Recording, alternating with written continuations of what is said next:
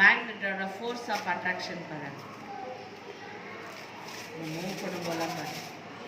இதான் அதோட magnetic field இருக்கும்போது என்ன ஆகும், அது வந்து மேக்னெட்டிக் சப்ஸ்டன்ஸ் வந்து அட்ராக்ட் ஆகும்.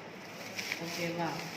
இப்போ இதில் நம்ம அந்த சாண்டை எடுத்தோம் இல்லையா, அந்த சாண்டில் வந்து என்ன இருக்கு, மேக்னெட்டிக் சப்ஸ்டன்ஸ் இருக்கு. ஓகேவா? அந்த சாண்டில்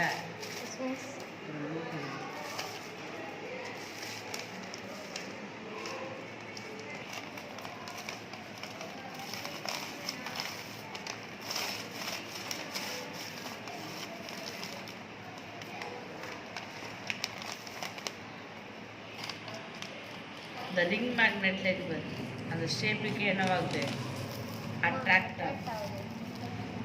இந்த மேக்னெட்டோட ஃபோர்ஸ் ஆஃப் அட்ராக்ஷன். ஓகேவா? Okay miss.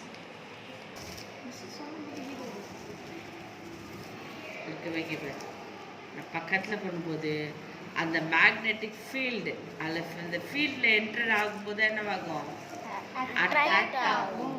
இப்போ நான் எங்கேயோ கொண்டு போயிட்டு என்னவாகாது, அட்ராக்ட் ஆகாது. மேக்னெட்டிக் ஃபீல்டில் என்டர் ஆனோன்னு தான் என்ன பண்ணும், அந்த மேக்னெட்டிக் மெட்டீரியல் வந்து என்னவாகும், அட்ராக்ட் ஆகும். இதெல்லாம் என்னது, மேக்னெட்டிக் மெட்டீரியல்.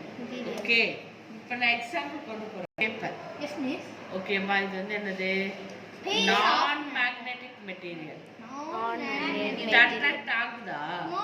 இல்லை. இப்போ this is non magnetic material. Plastic also.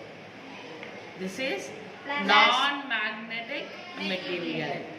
ஓகேவா?